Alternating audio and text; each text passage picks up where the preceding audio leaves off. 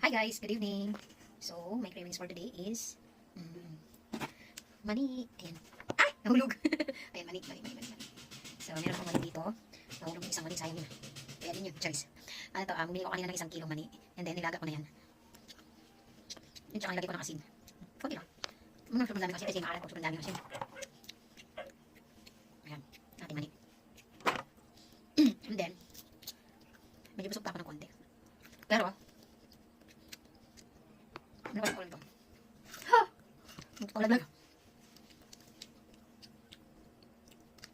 Daing. Kasi kanina pumunta akong Quiapo. Bumili ako ng Doritos and then bumili ako ng pipino. Simba ako. Kanina. So, sa gabi talaga ako nagharap ng lalo pag natapos na yung gawain namin. Ano kaya kainin namin yun? Ano kayang parang sarap kainin, ganun. Tingnan nyo guys, nabuboring na naman ako kanina. Nagupit ko naman yung bangs ko at hindi na naman siya nagpantay.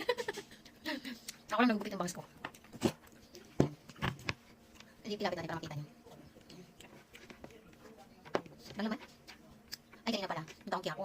Kumain ako doon ng meron lang na videohan dami kasi tao eh. Wala din maghawak kasi. Kumain ako ng pusit na maraming suka. Oh my god, paborito ko yun guys. Pusit na may suka. Ayun, mani. Sarap. Sino mahilig sa mani dyan guys? So bagay lahat yata ng laki mahilig sa mani. Ay, Charis, joke. Hindi naman pagupit ng bangs ko. Kaya ayaw ko nabuboring. Dati mahaba itong buko. Ang tawag nila sa akin dati sanchay kasi yung buko sobrang haba tapos yung ibang tali ang gagawin ko ngayon. Tapos meron pa akong mahilig ko dati sa ano yung taling chopstick yung ginagano tapos niikot-ikot pa ganyan. Kabataan ko gano'n, kadragahan ko. Tap.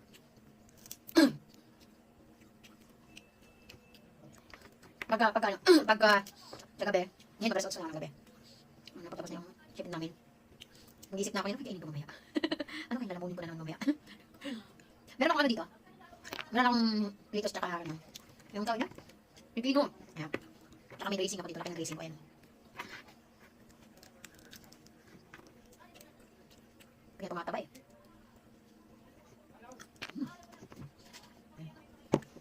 Dami. Pero guys ito, hindi ko ito makuubos. Bukas. Yung mga nagtatrabaho.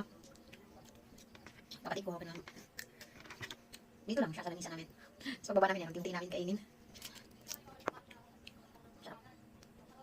Simba pa kayo guys.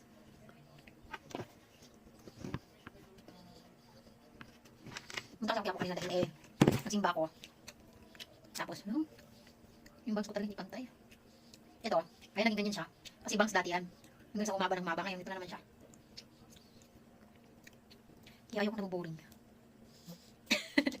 Kaya tingnan mo ano nagagawa ko sa buko. Ito naman,